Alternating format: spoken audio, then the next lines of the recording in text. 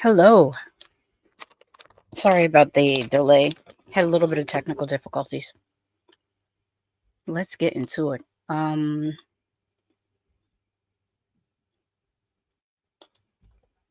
Let's go to our comments. Tony Man says, we're waiting. I'm sorry, it was hard pulling myself together today. But yeah, that's me. Foaming Key Latte's in the house. She says, hey, y'all. Hey. So let's get started with our first little bit of story. Let me pull up the picture.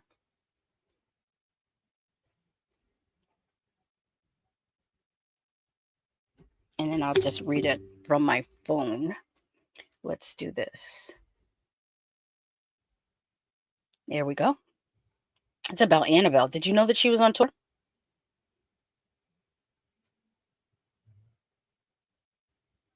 This story comes courtesy of USA Today. And it is, let me see, it's written by Julia Gomez.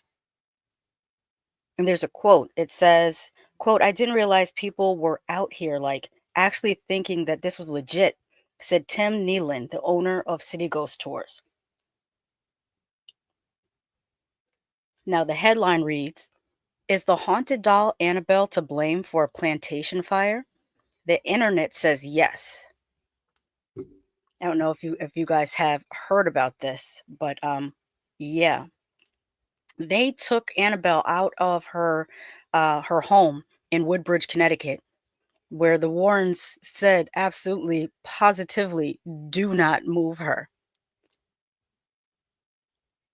So let's get into this. All right, it says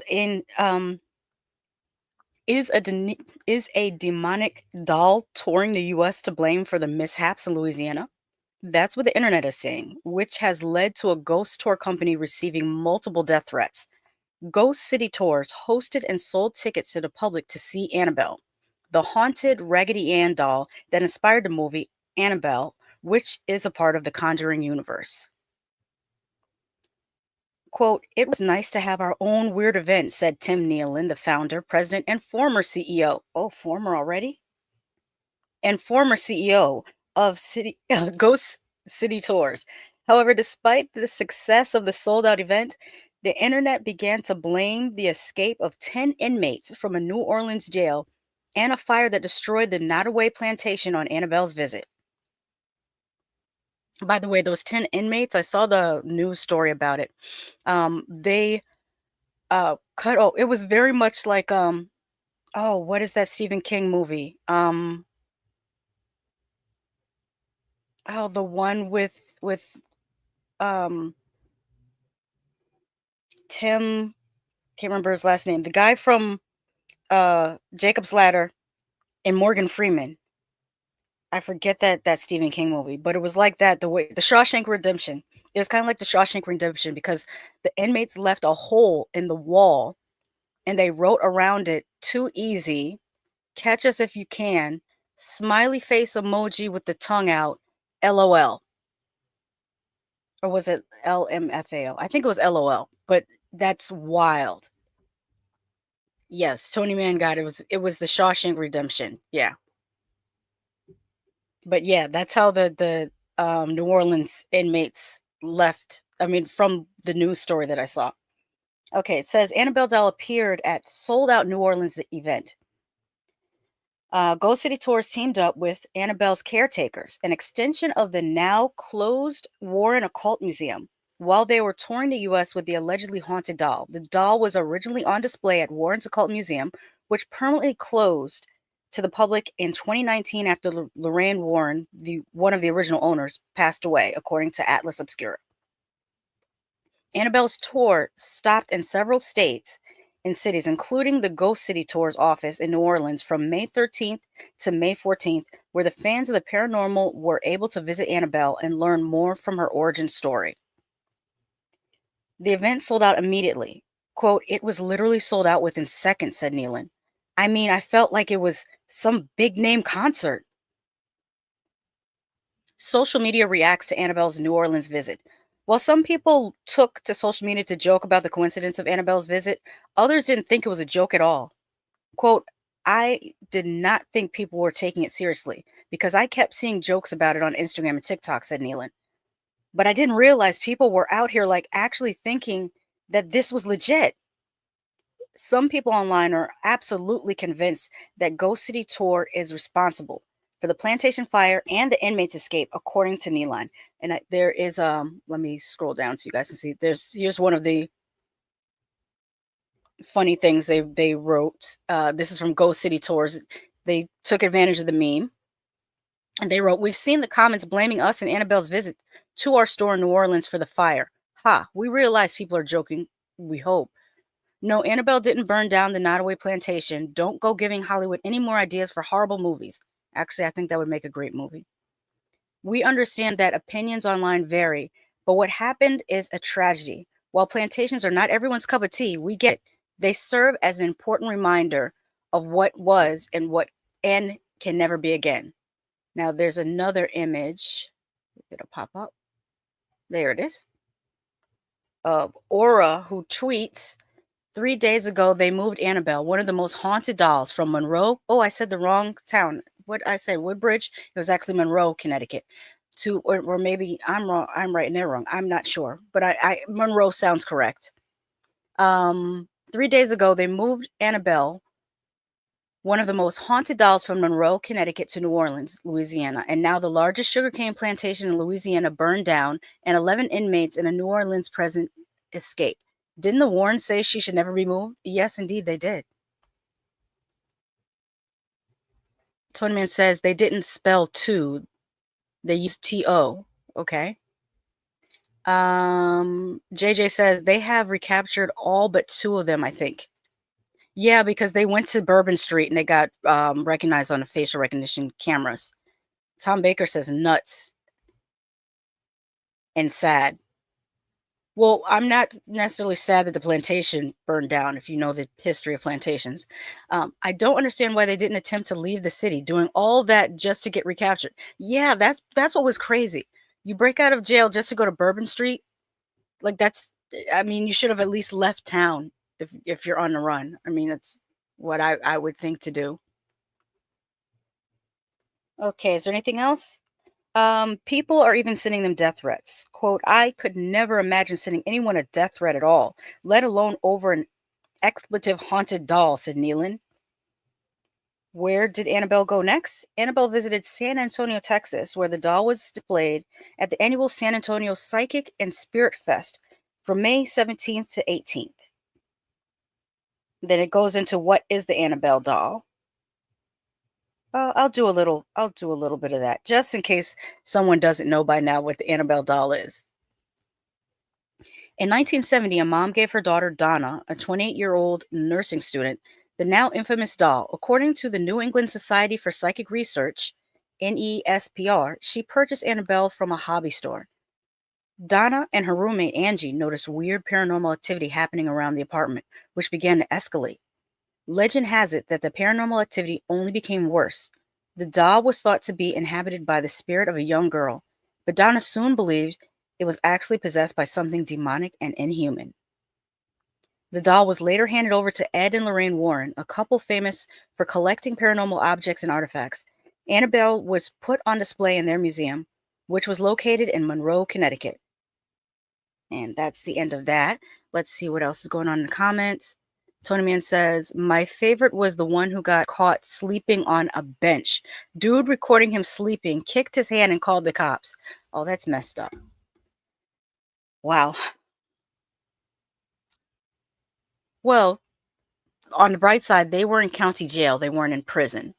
And that usually implies that they aren't super hardened criminals. They could be in there for traffic violations.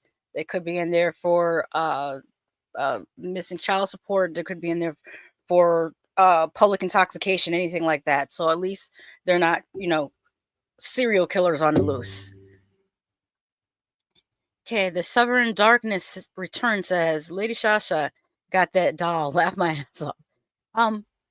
Yeah, what's funny is I had a Raggedy Ann doll when I was a kid, but now I have the Annabelle doll from the movie, which is real. I just got it because it's such an ugly doll. You just have to have something like that. All right, let's get our next story queued up. And let me sip a little bit on my. I'm drinking matcha today. What are you guys drinking? Because I wanted, even though it's hot as heck down here, I still wanted something warm. And I put a little supplements in there too, in my matcha, which yummy matcha already is kind of a supplement because green tea is very good for you.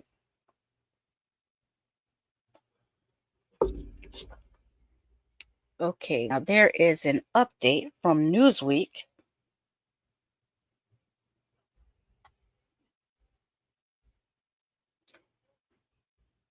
This is written by Marnie Rose McFall, and the headline reads, Evil Annabelle doll update after missing report spread. Sovereign says, I'm drinking Anaconda malt liquor. No, that's funny. That's hilarious, especially since is that Black Dynamite on your default picture? Is that would go with it. Late Shosh has a lot of things considered to be haunted, and I'm drinking sugar-free public soda. Good, good, good. Oh yeah, one day I'll have to. Well, no, what I can take a detour. Well, no, I'll do it after the Annabelle. Then I'll take a detour to my artifacts. Okay. So let's get into this. Evil Annabelle doll update after missing reports spread. The team behind the New England Society for Psychic Research have issued an update following reports of a missing haunted doll, which sent social media users into a frenzy. They are keen to point out that the public was never in any danger from the Annabelle doll, one of the most infamous haunted objects in pop culture. Speaking to Newsweek, the Society's director Tony Spira and paranormal investigator Ryan Buell confirmed the doll's location shortly after Buell took to social media to quash speculation. I would have used the term squash instead of quash, but I guess quash works. Okay, it says the context.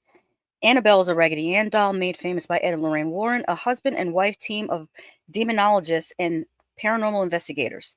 The Warrens have said the doll is a demonic entity, and it is kept in a glass house at the Warren Occult Museum in Connecticut. The museum has been closed to the public since 2018 due to zoning violations. Which, by the way, I found out that it's not that they initially violated the zone, it's that the area that the museum was in was rezoned. So when they rezoned it, certain things were in violation. Okay, let's scroll down so you guys have a little bit of a picture there instead of just that. That's a better picture. A version of the doll featured in the 2013 horror movie The Conjuring, which led to 3 spin-off movies, Annabelle, Annabelle Creation, and Annabelle Comes Home, further popularizing and cementing it in paranormal pop culture. What to know? A slew of videos hit social media recently, some of which have racked up millions of views claiming the doll was missing. But this is untrue. The doll has never been missing. Tony Spear, the director of New England Society for Psychic Research, told Newsweek via email, quote, we have taken the doll on a brief tour to several locations so paranormal enthusiasts could witness the real Annabelle. The tour has spooked horror fans, as Lorraine Warren previously stated that the doll should never be moved. At Christopher Keeley in a TikTok video viewed 2.6 million times as of reporting said, quote, the Annabelle doll is missing. Lorraine tried to warn you. She said this doll should never be moved because it's extremely dangerous. And Alex, a TikTok user in a video viewed 2.9 million times as reporting said, quote, Lorraine Warren told you all not to move the Annabelle doll. She said don't move her. Leave the doll alone. The public has quote, the public was never in any danger and the doll was never missing, Spira told Newsweek. Buell also told Newsweek the claim that Ed and Lorraine never moved Annabelle is false.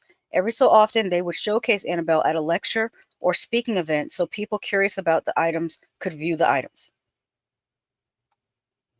It's not clear exactly what has prompted the storm of speculation about the doll. Some creators have linked the Annabelle doll being on tour to other recent major news events, including the Nottoway Plantation fire and the escape of 10 inmates from a jail in New Orleans.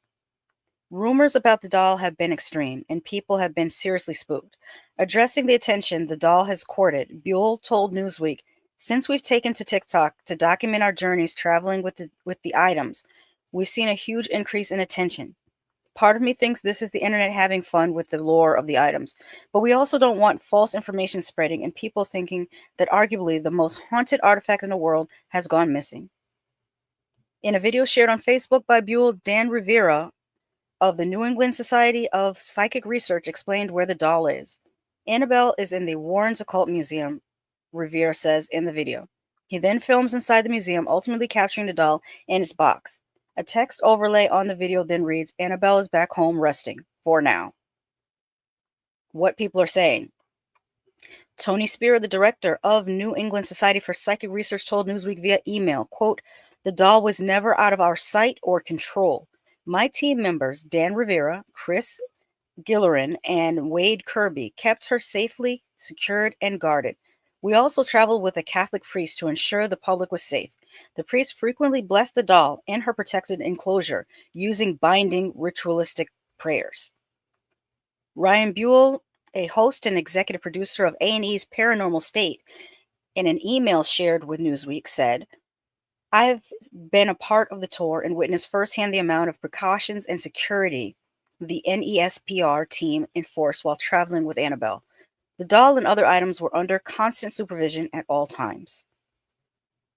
The actual museum has been closed to the public for several years now due to zoning laws. The museum is housed in Ed and Lorraine's house in a quiet neighborhood. Due to the renewed interest in the Warrens and desire to see the museum, this is why NESPR takes select items out of the museum on occasion, so that way people can view them safely and learn about Ed and Lorraine Warren's work. At Marianne Nesfu in a TikTok video viewed 4.7 million times as of reporting, says, "If you watch the Conjuring and Annabelle movies, you will know how evil she truly is. I'll be praying for you all." What's next? Rivera said in a Facebook video that they plan to go to Rock Island, Illinois with the doll in October. So that's that on Annabelle. Let's see what else is going on. Do I have another Annabelle story? I think that's it for Annabelle, and then we can move on to some real life Final Destination news.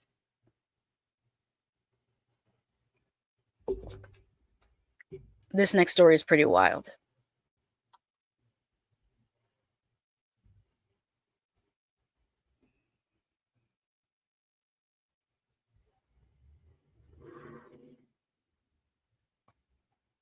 Okay, this comes courtesy of the Daily Beast, and it's written by Yasmin Hamida.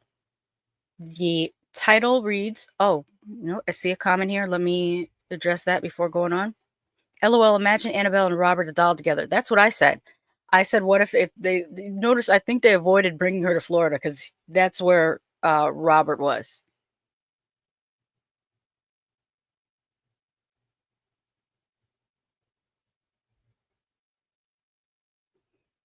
Okay, so courtesy of the Daily Beast, this is written by Yasmin Hamida, and the title reads, "Cinema Ceiling Collapses on Woman Watching Final Destination Bloodlines." Now that is freaking amazing. A screening of Final Destination Bloodlines got a little bit too real last week after a portion of the cinema ceiling collapsed on theatergoers. The incident, which occurred on May 19th at Cinema Ocho in La Plata in Argentina, saw a piece of the theater ceiling fall atop 29-year-old mother VIEJA Villaverde, according to Argentine news outlet Infobae. Villaverde, who went to see the film with her 11-year-old daughter and a friend to celebrate her birthday, told the outlet that she first heard a really loud sound in the theater and initially assumed it was part of the movie. Quote, "At first we thought it was part of the movie because we were so involved, but then a huge piece fell on me," Villaverde explained, adding that the ceiling fortunately, quote, "didn't hit my head because I was leaning slightly over the armrest." Then we have, if I scroll down here, there's a little picture here. Discussing Film posted this on their X account. A woman in Argentina was injured after a piece of a movie theater roof fell on her during a screening of Final Destination Bloodlines. The piece managed not to hit her head as she was slightly tilted on the armrest.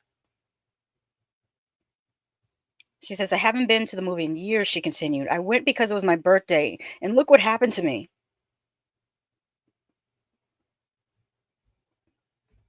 JJ says, she cheated death. Tom Baker says, that's obviously uncanny.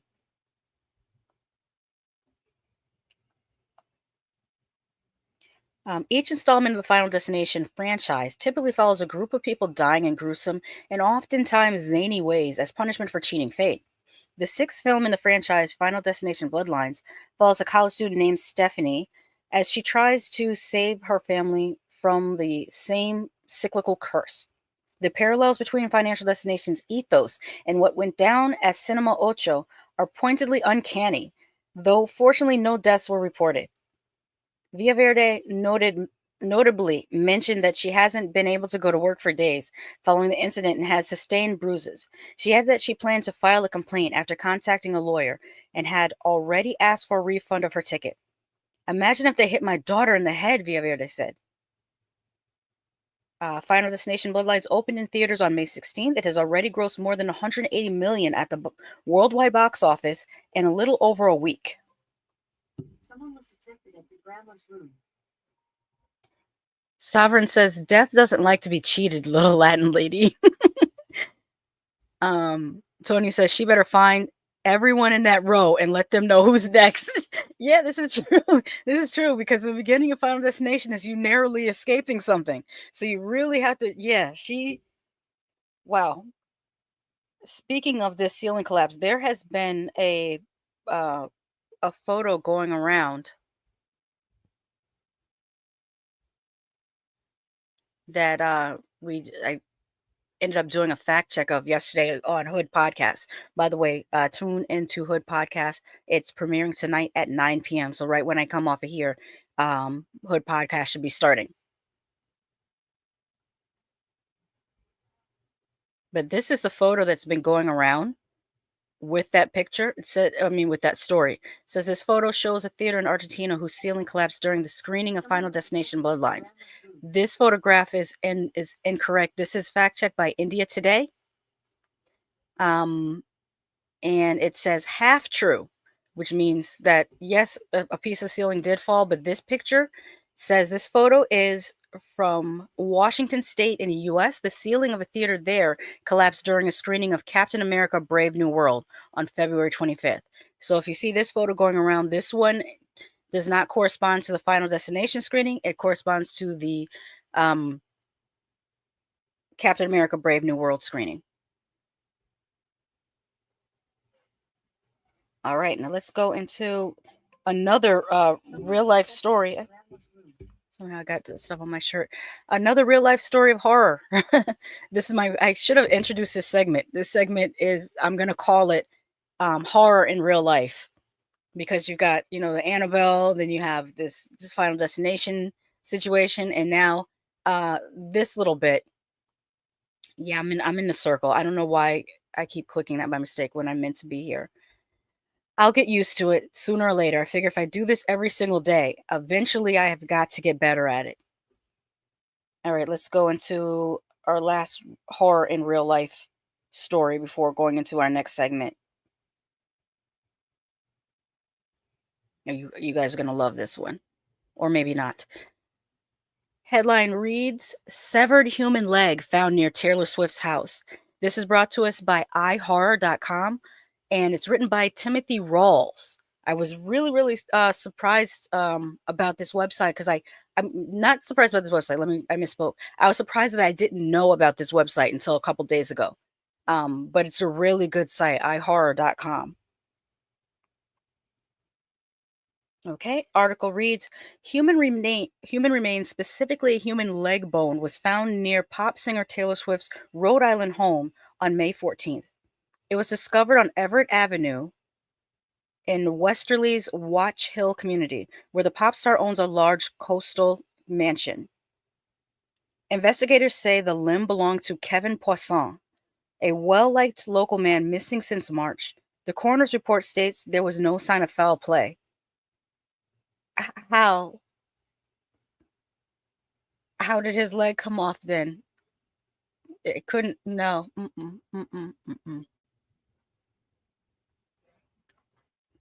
Tony Man says clickbait. Tom Baker says life imitates art. The Sovereign Darkness Return says, I told y'all she was a succubus. Okay. There are no details on how the leg got there. Online conjecture quickly jumped in on the report since Swift is such a high-profile celebrity. They began rumors that the gruesome find was the result of a local serial killer. Oh, by the way, there is a New England serial killer. I should have done a story on that, but maybe next week. Additionally, they pointed out that since March 13th, there have been 13 sets of human remains found in the area. However, the police reject that these cases are tied together. Quote, we understand the public's concern, but there's nothing to suggest these incidents are related, a spokesperson for the Westerly Police Department said. The facts point to individual circumstances, and in Mr. Poisson's case, no criminal activity is suspected. Still, how did his leg get away from his body? Are we just not gonna ask?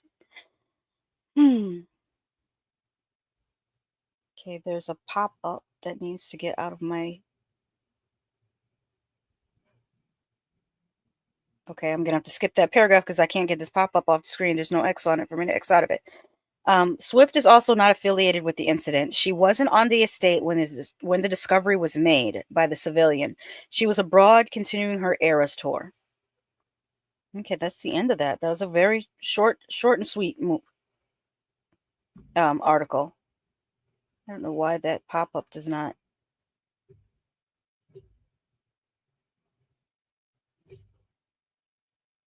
Yeah.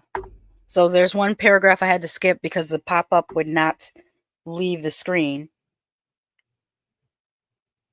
And that's the end of that segment on real life horror. Now, if you give me a moment, I'm going to queue up some stuff. Let's see here. Tony says, looks like someone paid up on her tickets for last summer. Get it? The tickets cost an arm. Oh, jeez. Oh, no. I'm going to leave that one up there for a minute. That is wild.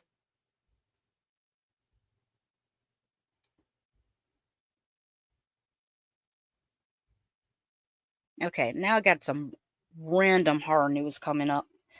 But what I think I'll do is we'll go to a break while I get all these things together. So give me 1 minute. We'll go to break.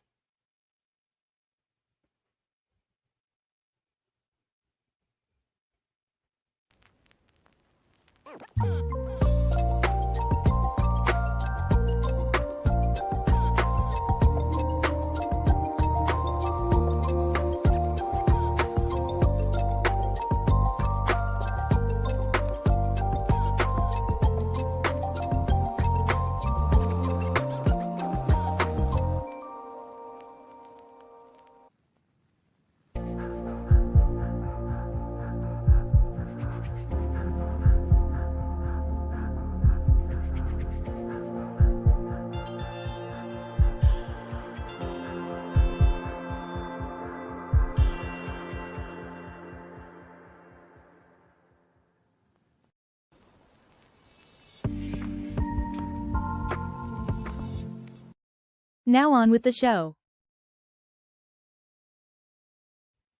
Hey. All right, let's get into... Oh, you know what? Does this have the trailer in it? Yeah. Let me stop the screen and then I'm going to reshare this way. Because I just want to share that one tab. There we go. Okay, our next Story comes courtesy of Bloody Disgusting, written by Alex DiVincenzo. And it says Garden of Eden trailer promises brutal, unforgettable, creative kills. That's what I'm talking about. Like, literally, that's the type of stuff I'm into. Oh, you know what? I'm doing these out of order. How about I skipped a whole section. We'll come back to it. All right. So it says here, Garden of Eden will be unleashed digitally on June 20th via Gravitas Ventures, and with Blu-ray and DVD releases to follow. It says, pray for your sins with Bloody Disgusting's exclusive first look at the Gory film's trailer and posters. The press release eloquently describes the movie, quote, think American Horror Story if it had a kinky and debaucherous fetish filled with wait, if it had a kinky debaucherous fetish filled three-way with martyrs and hostel in a church pew. Wait a minute, I gotta wrap my mind around this. Let's repeat what they're trying to tell us, because that's a lot. That's a lot. Think American Horror Story if it had a kinky and debaucherous fetish filled three-way with martyrs and hostel. I that's you're really you're giving us a lot to expect. You're giving us a lot to expect. Sovereign says, "Are we sure Lady Shasha isn't under the terrified mask just asking for my safety?" I don't understand. You think that I'm Art the Clown?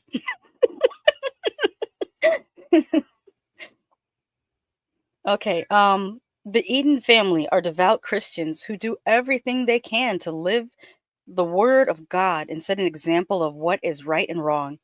They have been very successful in business and are rich beyond their needs. In order to give back, the family throws garden parties. Each guest that is lucky enough to find a key at the party gets to have their most wished for dream come true.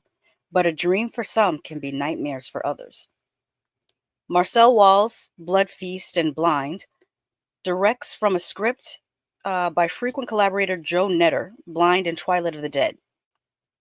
Taking an artistic approach to torture porn with special effects by Vincent J. Gustini, who's worked on Dogma and Requiem for a Dream.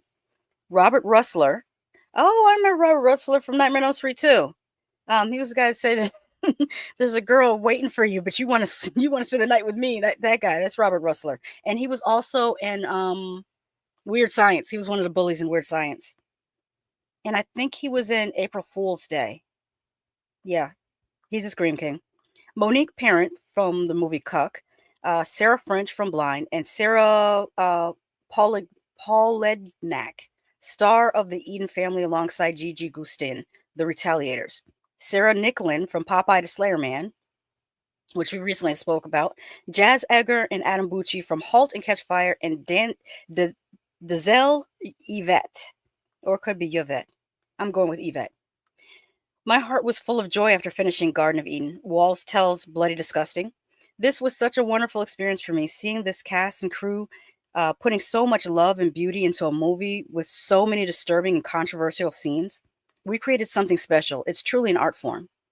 There are moments while filming where we question whether we were going too far, adds Netter, especially when some of the crew were grossed out and feeling sick. But it isn't exploitation. Everything serves the story. In the end, there's beauty in the brutality. We want the audience to think about what they've seen and what it means. With that being said, it's pretty fucked up and the gorehounds will eat it up. I hope so. Y'all want to check out the trailer? They posted it here. They have a few images. Tonyman says American Horror Story wasn't gory or entertaining. This movie better be entertaining. Well, they said that it's American Horror Story in a threesome with martyrs and hostel. That's what it needs to live up to. Okay, here is the trailer.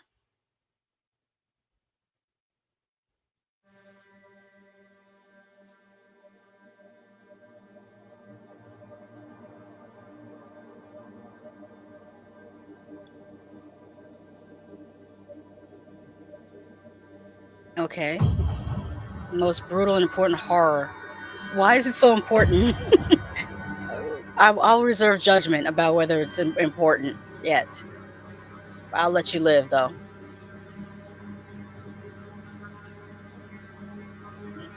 Okay, dancing around outside is not scary. Give me something else. A captivating and thought-provoking journey.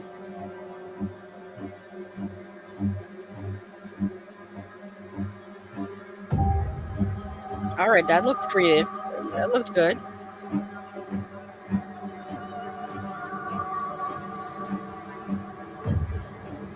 Some of the kills are permanently burned into my retinas.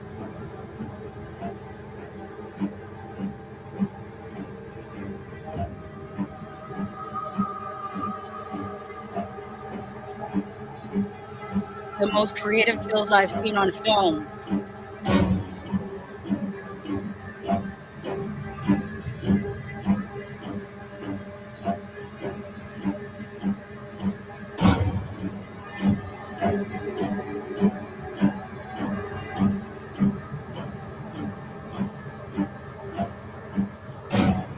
Garden of Eden.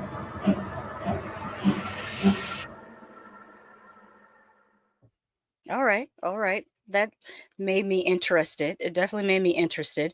Let me see. When is the release date on this again? June 20th. The reason why I asked that is I happened to see the queer flag up there, and I was thinking to myself because I usually try to um amplify queer voices in the month of June. I especially think it's very important for people who are cishet to amplify queer voices. And if this is a queer horror, I definitely am going to check it out and review it because I do support that community.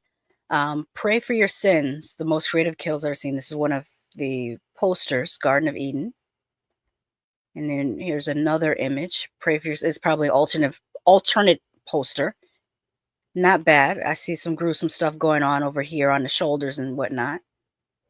It's got a little bit of, whenever I see masks like that, I immediately think of the Wicker Man.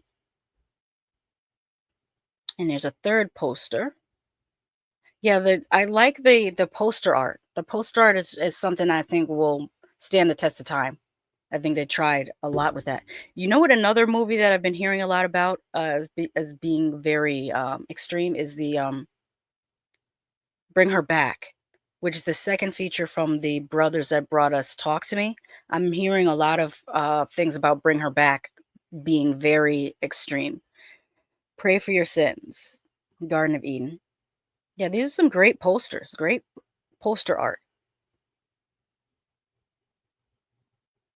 I like that they are very confident. That's what's up. Okay, what do you guys think? Let me go here. I'm gonna have to move that around because I keep hitting it by mistake. Okay. Let me come back up. Jay says, I love Hostel 1 and 2. I also love Hostel 1 and 2. Tony Man says, I don't need my horror to be thought-provoking. It doesn't have to be, but it's nice when it is. I mean, one of my all-time favorite movies is horror sci-fi that is also thought-provoking. It's called They Live. It's one of the best horror sci-fi movies ever made because it's thought-provoking. The trailer looks dull to me, says JW. Incident at Badass Road says, hello, everyone. Hello. Nice screen name. I kind of like that. It's from, I feel like there's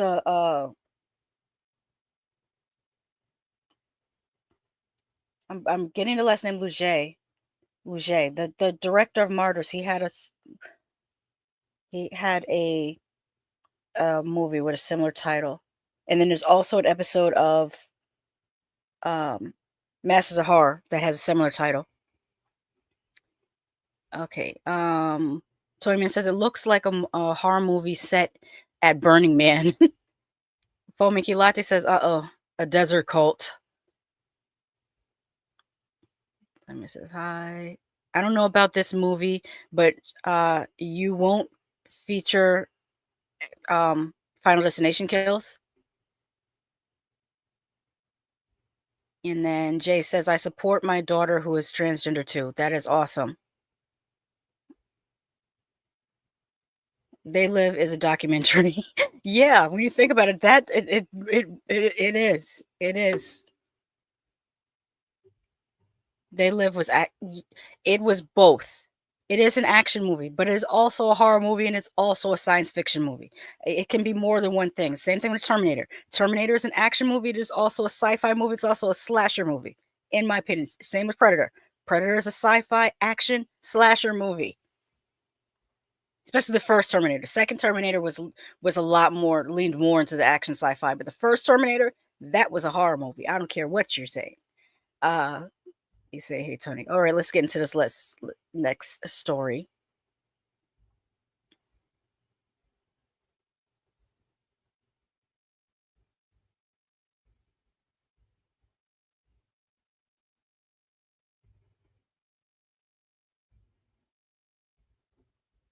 Okay.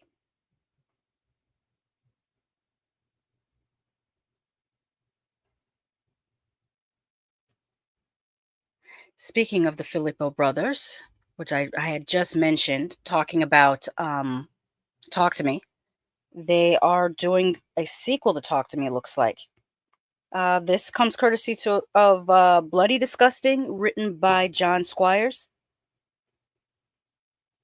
The directors of A24's hit Talk to Me, brothers Danny and Michael Philippou, Philippou? I'm going to say Philippou, are returning with A24 for their new nightmare Bring Her Back, which will release in theaters nationwide on May 30th, which is this Friday, I believe.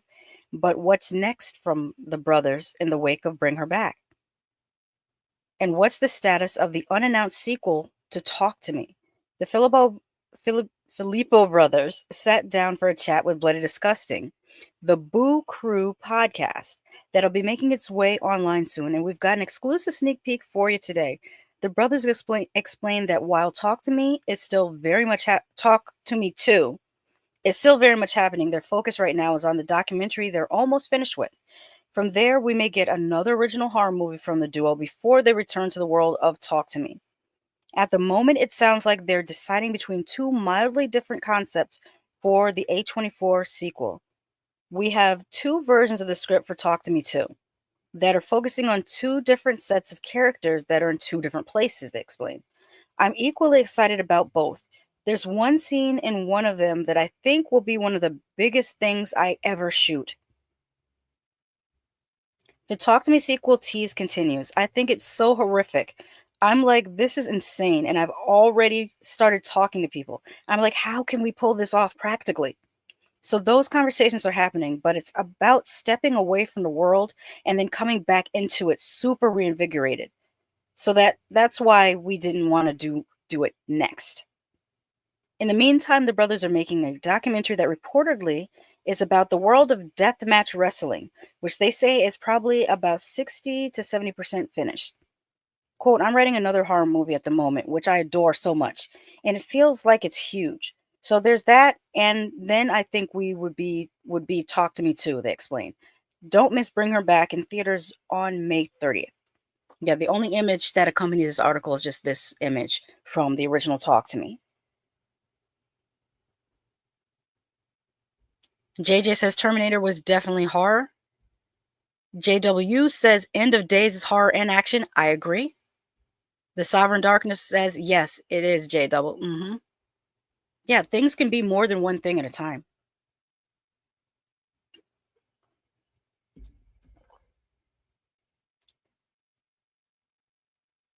Now, this next one you guys might take as good news. You might take it as bad news. We'll see. Depends on how you see it. This is also from Bloody Disgusting. Headline reads, The Creep, Shudder picks up remake of 2004 movie starring Franca Potente. Have you guys ever seen the movie Creep?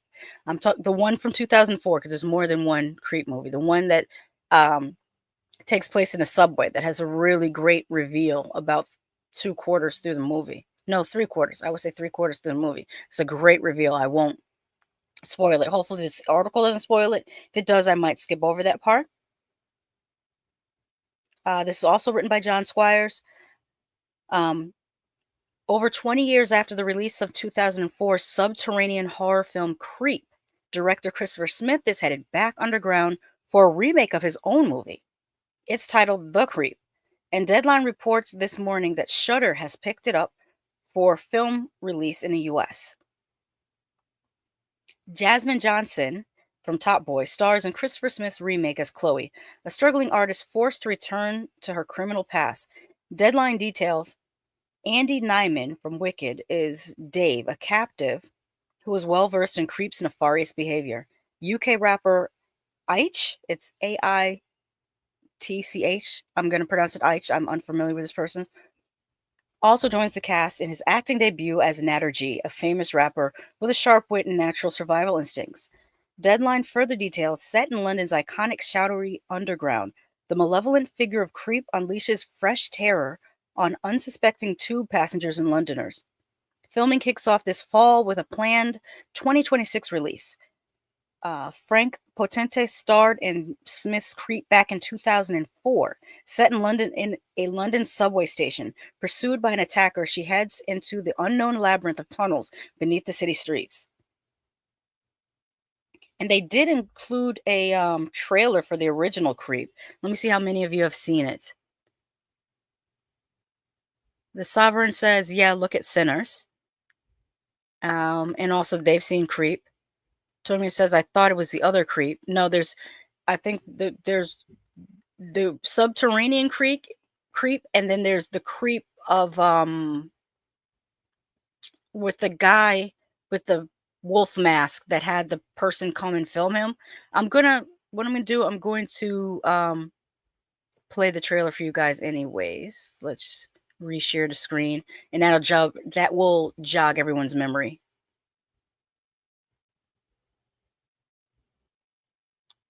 Here we go. See if you remember this Creep.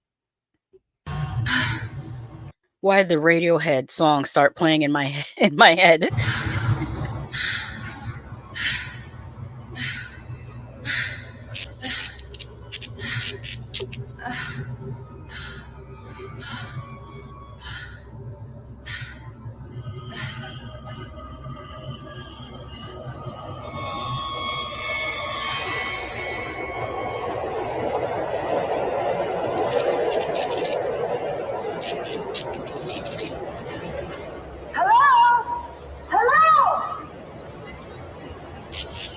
Excuse me. Fell asleep on the platform.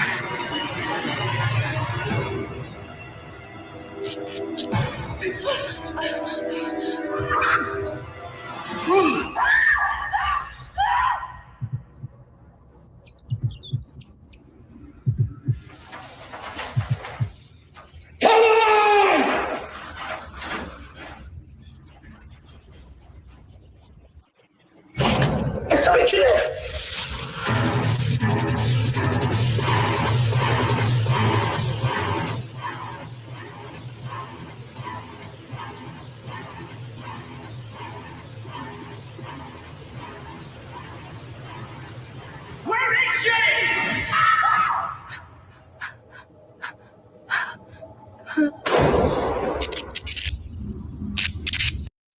It's good that it doesn't reveal too much. It's something about this. Please, no. Please. I keep confusing this with another movie in my head. And you know what the other movie is? Midnight Meat Train. For some reason, these two movies are intertwined in my head. I need to rewatch them both to see what am I remembering from Midnight Meat Train and what am I remembering from Creep, because they both take place in subways. Tony Man says, I've never seen Subway Creep. It sounds like a Chud movie. No, not quite. Frank Potent played the hell out of this role. JW says, something I'm going to buy soon. Creep 2004. JJ says, Frank Ponte was great in Run Lola Run. Oh, I haven't seen that movie actually. The Sovereign Darkness Returns says, and Stag Night too. Stag Night. That one sounds familiar. I feel like I've seen Stag Night, but it's not coming to my mind like fast enough.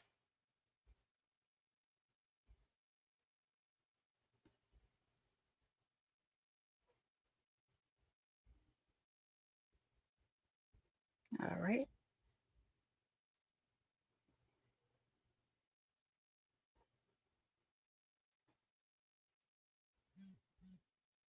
Okay.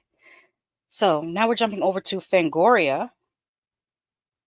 And this is written by Amber T. Headline reads, Shudder acquires Spanish-Argentine horror VIEJA LOCA, produced by the orphanage's J.A. Boyona. The Orphanage is a great movie. If you have not seen The Orphanage, look for it. It's so good.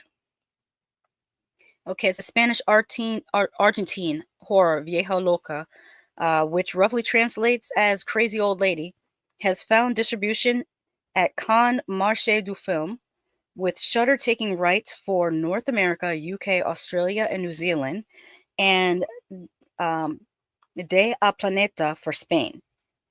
Produced by The Orphanage and Jurassic World Fallen Kingdom director J.A. Boyona, VIEJA LOCA is the feature debut of Argentine screenwriter and director Martin Moriguy, starring Spanish screen legend Carmen Wara, who starred in Women on the Verge of a Nervous Breakdown and Volver, alongside Argentine actor Daniel Hindler, per Deadline, who revealed the news exclusively earlier today. The Spanish-language film narrates the nightmare a man, Hindler, suffers after receiving a desperate call from his ex-girlfriend to take care of her senile mother. In a talk held at Cannes Fantastic Pavilion, Boyona had this to say about VIEJA LOCA. When I began my career with The Orphanage, Guillermo del Toro produced it on one condition, that I would sponsor another director in the future. I love Morigui's script, and it's an opportunity to return to genre cinema, which I love. I approached the project to lend a hand, but I ended up producing. It was the first film to be shot in Argentina after Javier Milei's victory, and we are very happy to have been able to make this film a reality as such a complicated time for cinema in Argentina. Producing alongside Boyona are Belén Atienza, Ramon Campos, and Gabriela Karkova. Look out for more on VIEJA LOCA as we get to it. And for more Cannes coverage, don't miss our updates and recaps on all festivals, genre buzz via The Seance. Again, this is by Fangoria, and let's check out the comments. Chaz says, Midnight Meat Train is a solid horror. The Sovereign says, Stag Night, guys got stuck in a subway with creatures. That's not the Stag Night I remember. I remember a different one, but I'm going to write that one down so I can come back to it because that does sound interesting. Stag Night. Subway creatures. I will find it, okay?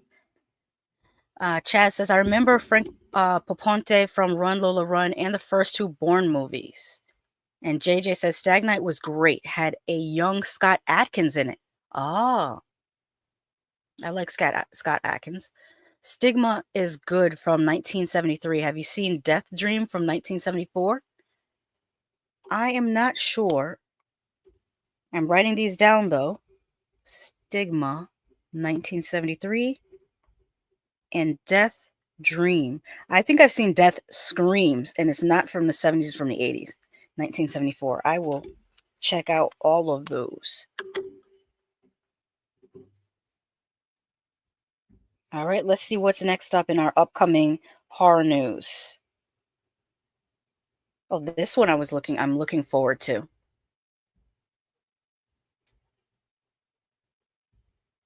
Also from Fangoria, and also written by Amber T. Headline reads, Evil Dead Burn adds Hunter Doohan, Lucien Buchanan, and Tandy Wright. Now, it says Sebastian Vanacek's Evil Dead Burn had added Hunter Doohan from the TV show Wednesday, Lucien Buchanan from The Night Agent, and Tandy Wright from Pearl. Deadline reports today. The three will join previously announced star Suhaila Suhaila Yaqub from Dune Part 2, and the latest standalone entry into the Evil Dead series, currently scheduled for release on July 24th, 2026 via Warner Brothers and New Line Cinema. What I have noticed is a lot of movies that are released by Warner Brothers will eventually come to HBO Max first, because I believe Warner Brothers has acquired HBO Max. Plot details for Evil Dead Burn are still under wraps, but according to Vanacek, who helmed last year's arachnid attack movie Infested, we're in for, quote, a nasty film, a film that hurts, from which you come away tested. These directors are really putting 20 on 10. First, the one for Garden of Eden says, it's going to be like Martyrs mixed with Hostel, and we're never going to forget it. And now this one says that the Evil Dead Burn will be a nasty film that hurts, from which you come. I think they're trying to bring back the video nasties. If you guys remember the video nasties of the early 80s, and I think because there hasn't been enough public outcry about horror, what about the children? They want to bring that back. I feel like they want to test the waters to try to get banned. I feel like, but I'm going to quote my sister again. This is what she said after we watched, what was it? Fear Street Prom Queen, when they were, chopping off limbs and things, and it was uninteresting even though that was happening. She said, alluding to Terrifier 3, you can't compete with a chainsaw up the ass. And I think that's what this is. It's the spinoff from the fervor and the what's the success? That's the word I'm looking for. Success of Terrifier 3.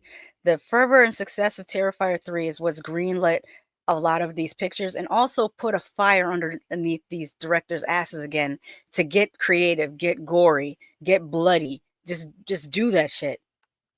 Okay, so I got a couple comments. Let me defer to that and I'll get back to the article. The Sovereign says, I'm sorry, Evil Dead Rise deserves a sequel. Evil Dead Rise Spring Break made it happen. Make it happen, Sam. Well, I think Evil Dead Burn is the next one after Evil Dead Rise. I don't know if it's a direct sequel or if it's a tangential story, because like they said, the details are under wraps. Tony Man says they went to the William Castle School of Hyperbole. Yeah. That's a great comment. I agree. All right. Yeah, it says plot details for Evil Dead Burns are still under wraps. So we don't know whether it's going to be a direct sequel to Evil Dead Rise or not. Okay, so produced by Sam Raimi and Robert Tappard's Ghost House Pictures, Evil Dead Burn will be the 5th entry in the Evil Dead franchise, following Fede Alvarez's 2013 Evil Dead remake and Lee Cronin's Evil Dead Rise. So it is a direct sequel to those. Cronin will executive produce alongside original Evil Dead final boy Bruce Campbell, Ramel Adam, and Jose Canas. Aside from Evil Dead Burn, we also have another, as of now, untitled Evil Dead movie in the works from Last Stop in Yuma County's Francis Galuppi, which Ghost House are also producing, in line with Raimi's decision to handpick directors to helm standalone entries into the series he created back in 1981. Look out for more on Evil Dead Burn as we get it. From what I've seen, it's scheduled. I'll repeat that it's scheduled for release July 24th, 2026. So next summer. We'll be looking for Evil Dead Rise next summer. Not Rise, Evil Dead Burn next summer. All right.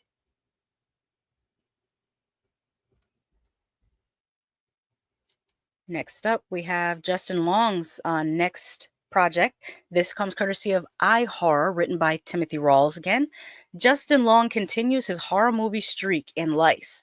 And I mean, he's a certified Scream King. Like, I think the first time I remember seeing Justin Long in a horror movie was, of course, Jeepers Creeper. Or Jeepers Creepers. Jeepers Creep. Is it Jeepers Creeper? Yes, I think it's the actual title is Jeepers Creeper, but a lot of Black people, we call it Jeepers Creepers. I don't know why, or the Jeeper Creeper. I don't know. We just call things what we call it. But And then before Barbarian, which was his more recent one, was Tusk, which the ending of Tusk is very difficult to watch for me anyways. But let's see what Justin Long is getting to next. Justin Long is becoming a hot ticket in the horror movie space since returning to the genre in Barbarian. He's had quite the horror oeuvre, including It's a Wonderful Knife. Oh, I forgot he was in It's a Wonderful Knife.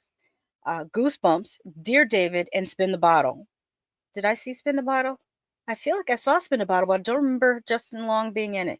I'll have to check that out again. He's on to his next horror feature in Lice. The filmmakers are calling it a mishap of the Breakfast Club and Lord of the Flies. That's interesting. When the school goes under military lockdown, the itch-crazed students turn on each other in a desperate struggle to survive. Hirsch stars as burned-out science teacher Mr. Shanker, who finds new purpose as he investigates the bloodthirsty mites. Justin Long, I guess, is playing the principal, Van, a man who is out of his depth and soon out of his mind, and Connolly as the tenacious detective Sikorsky, the desperate cop on the outside racing against time to contain the outbreak before it consumes the entire town. Said by producer Kevin Connolly, I want to make the kind of movies that I loved as a kid. I'm a horror fan, and I want to make something for the guys like me. Fun, weird, scary, and completely unpredictable. It made perfect sense to launch our feature division with a project this bold and ambitious. Jonathan Ben Simon is that rare combination of creative mind and brilliant technician. And when you get two incredible actors who can blend comedy and drama the way Emily and Justin can, you've really got something special on your hands. Long has another highly anticipated horror disaster film coming out. It's called Coyote. Trapped, well, how this is written is interesting. I guess the movie is called Coyote, and then there's a byline or a descriptive line. Trapped in their Hollywood Hills home, a family fights for survival when caught between a raging wildfire and a pack of savage coyotes. So the movie should be called Coyotes, plural. The film will be directed by Colin Minihan, who directed Grave Encounters 2011. Oh, I enjoyed Grave Encounters. Have you guys seen Grave Encounters? It's very much Ghost Adventures, even down to the main character being pretty much a Zach Baggins knockoff. Minihan's last feature film was the survival thriller What Keeps You Alive. No word yet on when Coyote or Lice are scheduled to be released.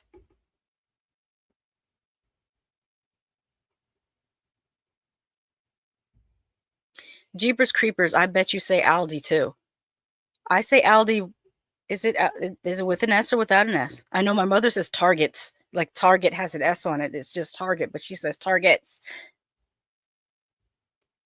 When the school kids start disrespecting adults, the government sends students to Island. I think you cut off a little bit early there, Tony Man.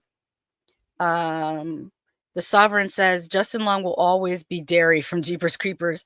Grave Encounters is great. Tony Man says, don't correct and add an S to that movie. Now it's Coyote. But it says that they're attacked by a pack of coyotes. So, I mean, that's more than one coyote. All right, I'm going to go to one more ad break while I get the next and last segment loaded up for you guys.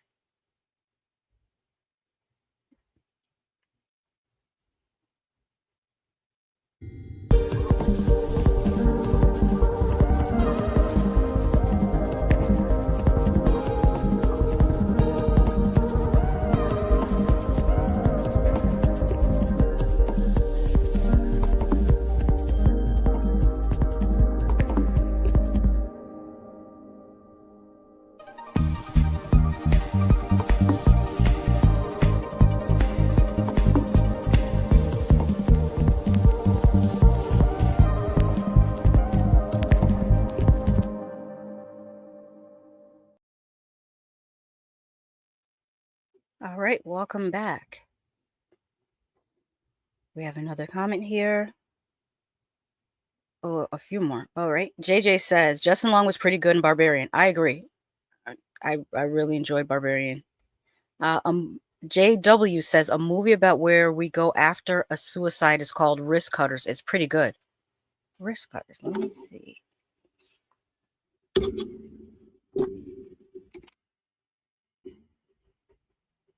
Wrist Cutters.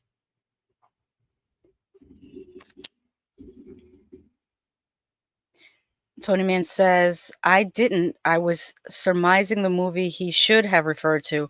Wasn't Battle Royale out before Lord of the Flies or after? Lord of the Flies is a book, so I think that predates all these stories.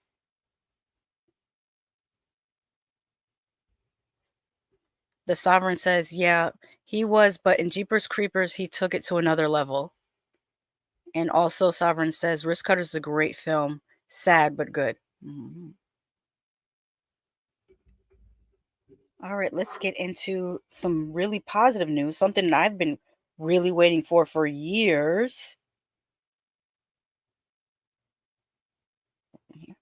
And it brings us back to Fangoria, written by Amber T.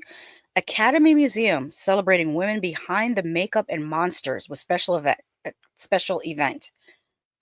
Oscar-winning makeup effects artist Howard Berger will host.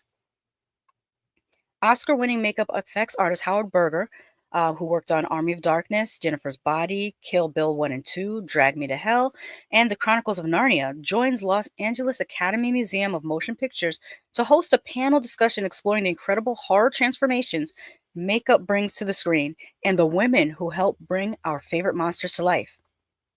Taking place on Saturday, June 7th at the Ted Mann Theater, the Women Behind the Makeup and Monsters conversation will feature leading female makeup artists in the industry, including Erin Kruger McCash, who did The Fablemans, The Prom, American Horror Story, and Hillbilly Elegy; Gabby Gonzalez, who has a prosthetics production who is a prosthetics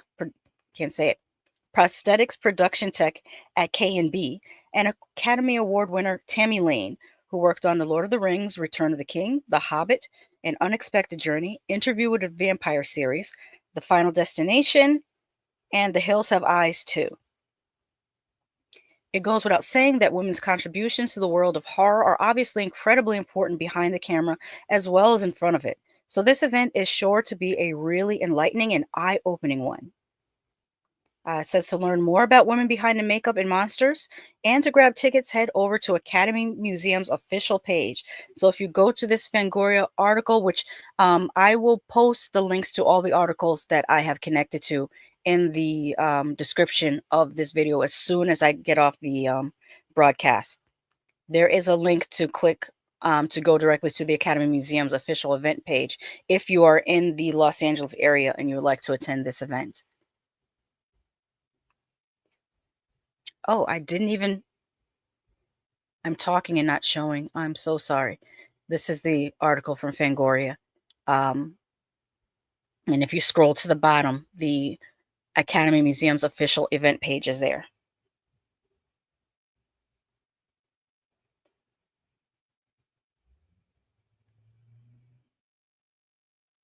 All right. Now let's get into a release. This is a physical, I would say a collector's release. For those, this will be a great time to get into my collectibles, to do the detour. I meant to do that detour about collectibles. I will get into it right after I show you guys this new collectible that just came out. The Exorcist possesses Mezco toys with Regan Roto plush doll. And the face looks pretty good. If this is the actual doll, the face looks pretty good. Says here, the Exorcist is possessing Mezco Toys MDS Roto plush line with Regan McNeil. The 18-inch doll features sculpted parts on a soft plush body and comes packaged in a die-cut window box. Regan is outfitted in her blue nightgown and has let me see if there's more. Oh, I don't think the body looks as good as the rest of the doll. Is the face. I'm going to scroll down so you guys can see See, these are, I don't know if these are photoshopped. They don't look like the actual picture of the doll, but it might be the actual picture of the doll, and maybe they photoshopped around it. It just looks very odd. But I'll continue reading. Okay. The 18-inch doll features sculpted parts on a soft plush body and comes packaged in a die-cut window box. Regan is outfitted in her blue nightgown and has hauntingly lifelike features that capture her demonic expression: yellow eyes, cracked skin, and a devilish grin. Priced at $97.99, it's due out in December.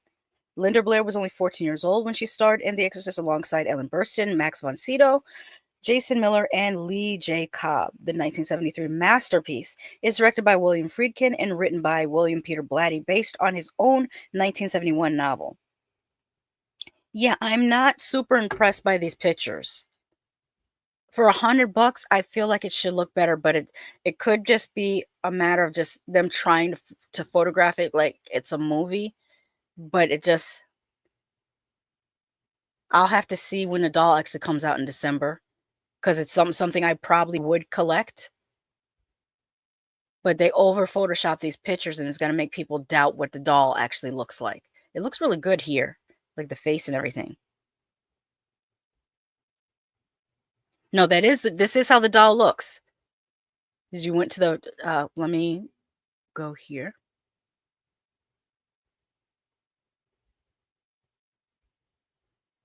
Incident at Badass Road says they never get Reagan face right. She has such a distinct face. Yeah. Tony says, no, it's the actual doll. I went to the Mezco site. Did they put a link in the article? No, there's not one there.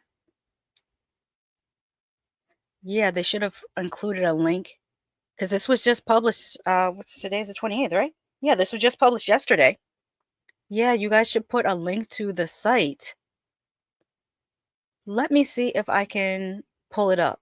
Let me bring this down here. I can't type as fast as academics, so bear with me.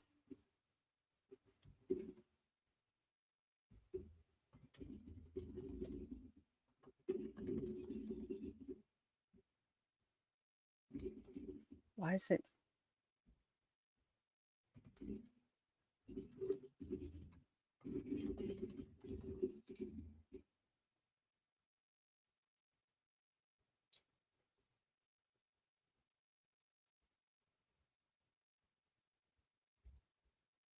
Mezco toys.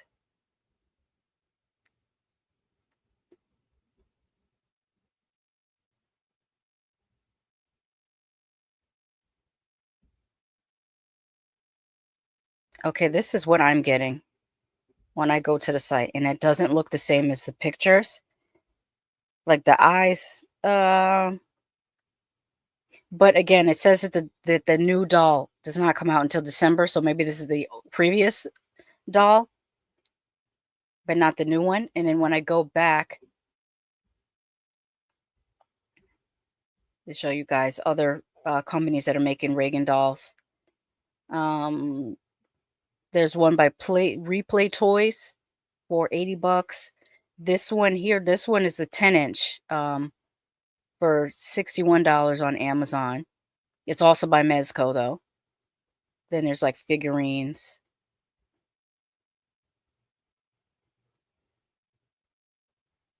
Yeah, then it's, why are they so expensive? $120, $140. Why are they $100? I think they're pushing it with 60, but $100. This is a lot for a replica that doesn't look all that great. I think this one has probably the best face. This one definitely has the best face. This one by Replay Toys. Let me see if I can click on it and get a bigger picture of it.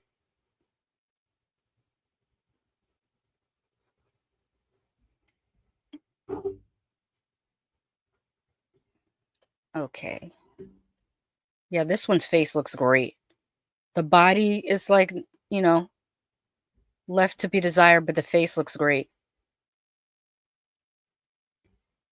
Okay, I'm going to try to type in that link, Tony Mann. Let's see here.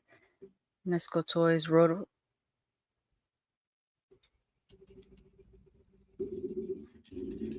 It's like the same thing, but instead of under living dead dolls, it's / ROTO - exorcist. I forgot the R. Okay. Yeah, but that's still, maybe see here. Okay, the face is looking a little bit better here.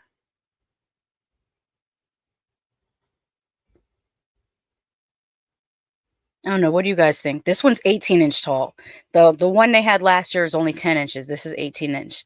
So she's more on in the size of like Annabelle or Chucky.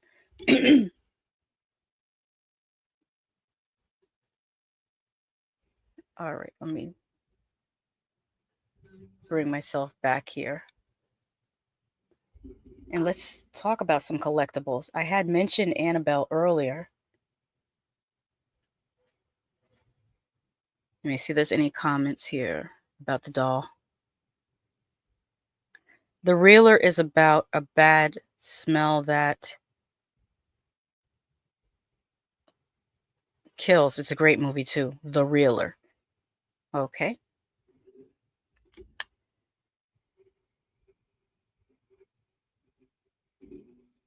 Bad smell movie.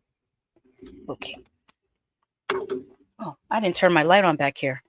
You can see the collectibles. I was going to talk about the size of Annabelle. Let me see if I can pull this out far enough so I have space to get to her. Move the mic over a little bit. Also, I have this Ouija. It's what my mother got me for Christmas, was a Ouija board. It has never been opened, as you can see. It's just, and it's not going to be opened. I don't play those type of games. I got to move Chucky because he's in front of Annabelle. This is Chucky. I have not unboxed him yet. Maybe I'll do an unboxing video. What do you guys think? You think I should unbox Chucky? Maybe I will. Move Chucky out of the way so I can get to Annabelle because she is about 18 inches. This is Annabelle in the box. You can see her face. She looks fairly close to the one in the movie. I even put a little note in her box that says "Miss Me." The note usually would sit up here, but it's fallen down to the side.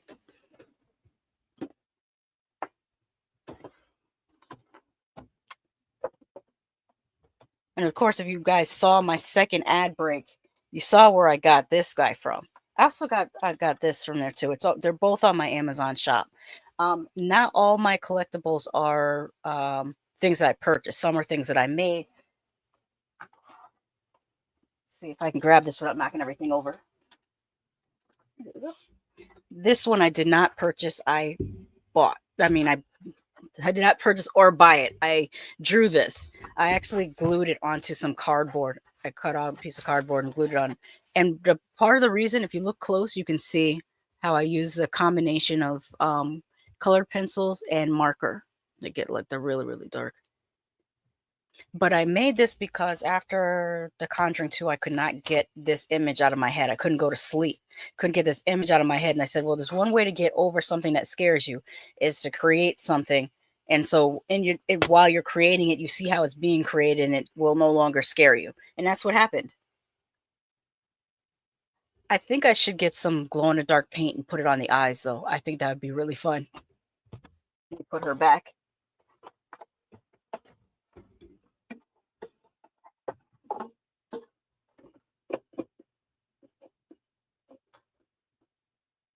Why are you over?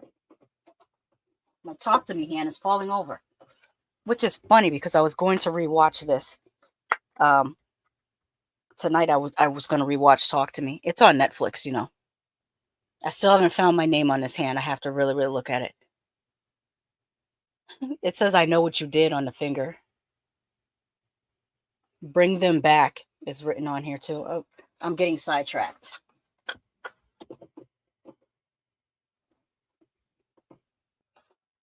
Who else? I know what I never showed you guys. This African Zuni warrior. Now this is worth $100 because this is not something you can just get anywhere. Look at the detail in the face. Look at the ribs and everything. I took his knife. This is actually the knife that goes in his hand, but I took it out. So that's the collectibles. This one is from a person on Etsy makes these. This is more of a sculpture. This is a sculpture, more so than a doll. Let's put him back over here.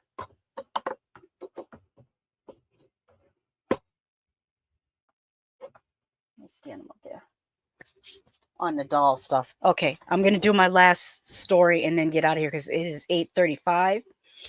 This is also about physical media. Because do I have a VHS? Yeah, I have a couple VHSs up there. I will show you those after I do this last story here. This is about I saw the TV Glow, which interestingly enough, when I first saw the movie, I the context of it really missed me. And I think it's because it is a very layered story, and after I watched some other creators do some deep dive reviews, it was revealed to me that the underlying message of the story has to do with trans identity, and I think that's why I missed it because, like I said before, I'm cisgender, I'm heterosexual, so there are certain things that are going to miss me. I'm not going to understand right away, but through reading, through listening to other people that live that experience, I can understand it once it's been explained. And I thought that's one of the cool things about I saw the TV Glow. It could also be read because when I watched it and I didn't know that it was meant to be read in that way, I read it more as an outsider story because I could really relate to that character, especially when he was working at that place that's kind of like a Chuck E. Cheese. I have felt like that before, like the way he felt in that scene in the bathroom when he just pretty much breaks down. If anyone has had a job like that, you can kind of relate to the breakdown of how you feel having to do customer service, any customer service oriented job.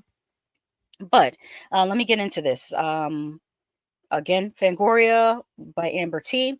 A24 celebrates 1 year of I Saw the TV Glow with VHS release and all new merch. Jane Schonbrun's sophomore feature follows two lonely teens who find their identity in a television show. This month marks 1 year since the release of Jane Schonbrun's Fangoria Chainsaw award-winning sophomore feature, I Saw the TV Glow.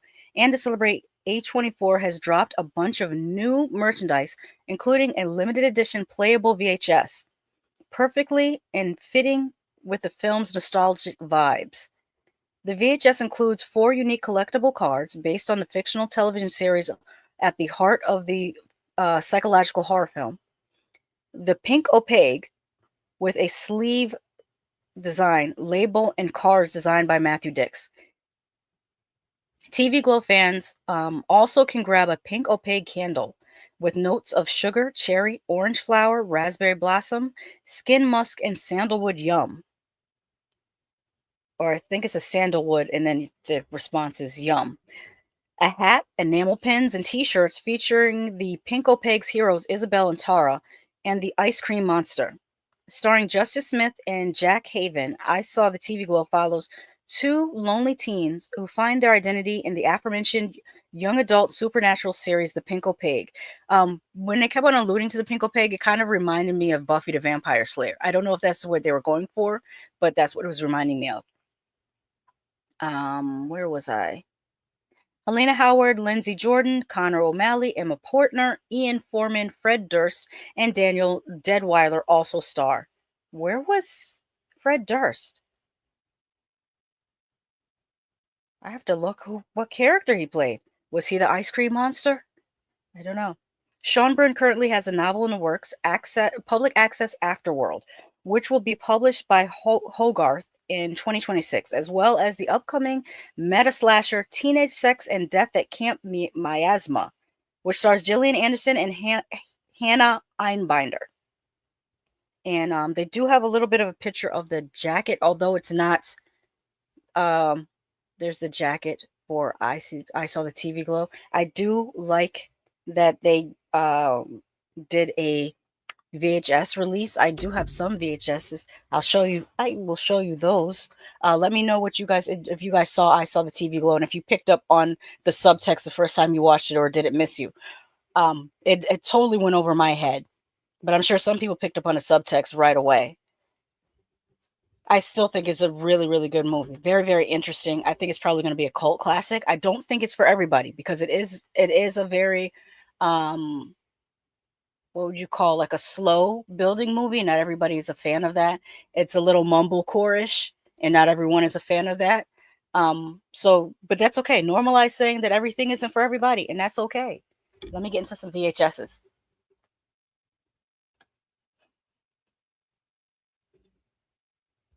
I have to move. Put him over here.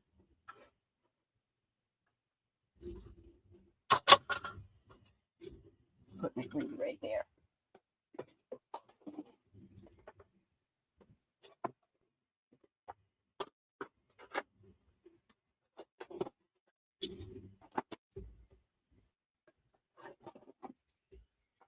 Okay, so we will give a little look at my VHS collection. Let me see. Flo Mickey Latte says, it's because of Chucky that I wasn't allowed to keep my buddy doll. Yeah, he's the Chucky doll is loosely designed after my buddy doll. That's why he has the suspenders and the striped shirt. Yes, Incident at Badass Road, Trilogy of Terror. JJ also got it, Trilogy of Terror. Sandy Absolute's in the house. Says, I'm late to the party, but here. I appreciate you every time you come through. It doesn't matter when you come through, Sandy. Thank you. Incident at Badass Road says, hey, Sandy. And Sandy also says, I love the Zuni doll. And Sandy says, I've never even heard of I Saw the TV Glow. Oh, it didn't get I don't know whether it got wide distribution. It might have been it saw a limited release.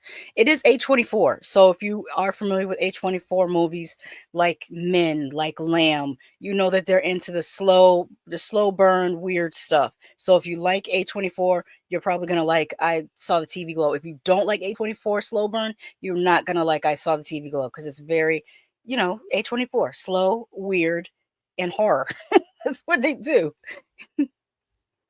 Sandy, I'm going to check this out. Tony says, widen your screen. Oh, I'm going to when I show the VHSs. Thank you for the reminder, though. I appreciate it, because I need these reminders.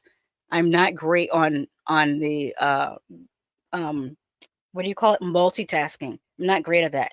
Okay, first VHS I have, which is unopened. Actually, Tony Man got me this. It's Clive Barker's Hellraiser. You can see it's just cool to have. And I actually have Hellraiser 3 times on VHS, because I also have it recorded. I recorded it off HBO. So I have a VHS recording of Hellraiser and Hellbound Hellraiser 2. And then I have this copy of the double set of VHSs, which is Hellraiser and Hellbound Hellraiser 2. I'll just do a little slow turn around like that. Very, very cool. Of course, unopened. Now this one is open because me and my sister and my cousin used to watch these over and over and over again. I don't know why we were so obsessed with these 2 movies, but it's Psycho and Psycho 2. Do I need to flip? I think I need to flip the camera, because this is appearing upside down. I mean, backwards, doesn't it? So let me go to camera. And if I do like this, there we go. That looks... Now you can see the titles. My bad. Psycho and Psycho 2. And as you can see, this one is open. It's well worn. I mean, when I was in middle school, and my cousin and my sister were in elementary school, I think they were in 5th and 6th grade, we burned the hell out of Psycho and Psycho 2.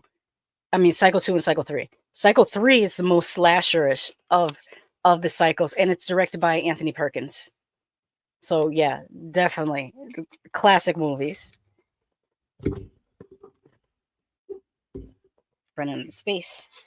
I have a box set of 2 Elvira movies. They are The Brain That Wouldn't Die and The Crawling Hand. You have to have Elvira. Oh, of course, these are opened and watched because we loved Elvira. You can see like the little scenes from the back. They're really, really cool. And this one is another great, great find. Very, very hard to find. It's the Ebola syndrome. I don't know if you've seen it. It's one of those super weird movies. You would think that it's a Japanese movie, but it's not a Japanese movie. It's actually from China. I'm not sure if it's Taiwanese or from Hong Kong, but I think it's Taiwanese if I'm not mistaken. But yeah, says this wasn't murder, it was war. But if you, I actually reviewed Ebola syndrome. I think I paired it with Visitor Q because they're both pretty gross. But yeah, if you like stuff, Ichi the Killer, Visitor Q, Ebola syndrome would also be on that list. Cool VHSs. Which reminds me, I need to add some VHSs to my Amazon shop. I will get right on that because right now I think I have DVDs on there and I have digital rentals on there. But I should add VHSs. That would be a great thing to add to my shop.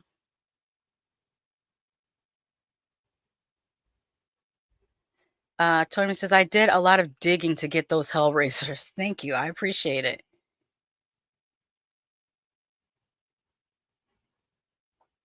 Oh, he says, no, it's fine for us. Oh, for me, it was looking backwards. So the way the camera was correct. Okay, I'm going to switch the camera back and hold up the things again. I'm sorry. Let's mirror camera. Okay, so I'll hold those up again because hopefully, yeah, this was Ebola syndrome. Because it's looking for me, it's from my end, it's looking backwards. So I thought it was looking backwards to you guys. So that's why I flipped it. That's the back of it. Oh, I didn't show the side. And it's a clamshell case, which is really, really cool. Oh, I should show this. The inside, yeah, it's pretty nondescript. It just says Ebola syndrome.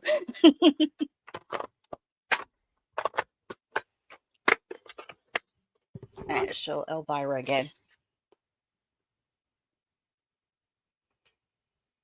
With that leg. You have to love her. She's an icon. That's one side of it is blue and the other side of it. Oh no, they're both blue. I don't know why I was thinking it's the front that's green. And Psycho 2 and 3. Which, like, a part of me is like, oh, you should review these, but like, what is there to say except for that they're amazing and you should watch them?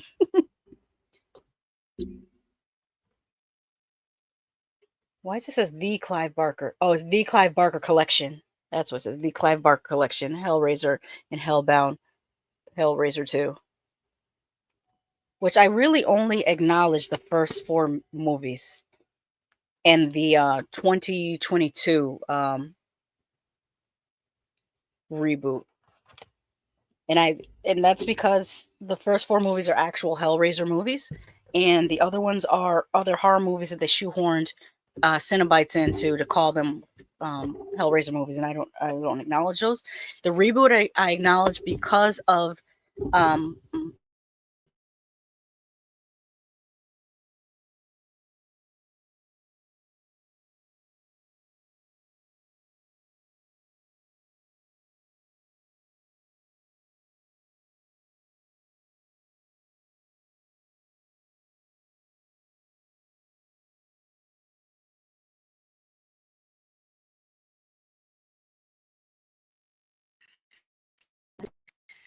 I don't know why I got muted. Okay, I was saying the 2022 reboot I acknowledge because of the attention to detail with the Cenobites, and it's the only one that actually gave us Pinhead as they are described in the book. Pinhead is a very androgynous character who has the voice of a excited schoolgirl, is how Pinhead is described. The producers in the original Hellraiser are the ones that wanted Clive to make Pinhead exclusively male. But in the 2022 version of Hellraiser, that Pinhead is book accurate. Okay, where Sandy says, love Elvira, watched late nights as a kid. Me too. Like, we think about it. If you were like 8 years old watching Elvira, like she really, she really framed your childhood, because I was. It was Elvira, Commander USA's Groovy Movies, Drive-In Theater with Joe Bob Briggs, and then he was on Monster Vision with Joe Bob Briggs. Then we had locals, like we had Dr. Atomic, that was local. Some places had Svengoolie, and where I lived in Connecticut, we didn't have Svengoolie, but I am familiar with him. Doc Kaiju is here. They say, good evening, dear denizens of planet Dirt. Sandy says, I actually downloaded Ebola Syndrome off of your review. I started watching it, immediately had to pause and get my little nephew out of the room. This movie started off crazy. Haven't finished it yet. Oh, yeah, I should, when I do reviews, I think I should add parental advisories and stuff. I hadn't thought of that at the time, but yeah, I should do that. There we go. Yeah, thank you, Doc Kaiju, for letting me know about the mic thing. But I need to get out of here anyways, because I am so hungry. And today was a little bit of a rough stream. I am really having technical. I shouldn't say I'm having technical difficulties. The difficulty is me. The technology is fine. I'm the one that can't get it together because I'm not great at multitasking. But I'm going to learn this stuff. I'm going to keep doing it until I get better at it. The Sovereign Darkness Return says, don't forget Rhonda Shear. Yes, USA up all night. and Gilbert Gottfried was also on there. But yes, that's where I saw we were talking about the other night, the different things that we saw in different places. Like I saw Children Shouldn't Play with Dead Things on Elvira. I remember seeing the Toxic Avenger on Commander USA's Groovy Movies. And on USA Up All Night, I remember seeing stuff like Revenge of the Nerds, Bachelor Party. Trying to think what else did they play on USA Up All Night. I feel like they might have played something like Romeo and Juliet, but I'm not 100% sure. And then Night Flight would come on after Up All Night, because like Up All Night actually isn't all night. It goes off usually around 3 in the morning, and then Night Flight would come on at 3 in the morning for us insomniacs. It's probably where my insomnia began. Sandy says, the original Pinhead always scared me. He was both classy and terrifying. Yes. You know what scared me about a Hellraiser? Such an inane thing, but it was creepy to me, was when the blue lights would come through the slats in the wall. That's creeped me out as a child. I don't know why that blue light coming through the slats of the wall creeped me out, but it really did. But like I said, I keep saying I'm going to get out of here, and then I don't get out of here. But I thank everyone for coming through and also sticking with me as I work through the kinks and get better at this new program. I am still recording. It's taking me longer to edit because I'm trying to put more effort into my videos. I'm doing more of a quality over quantity thing. I am hoping that I'll be able to produce more frequently, at least, once or twice a week.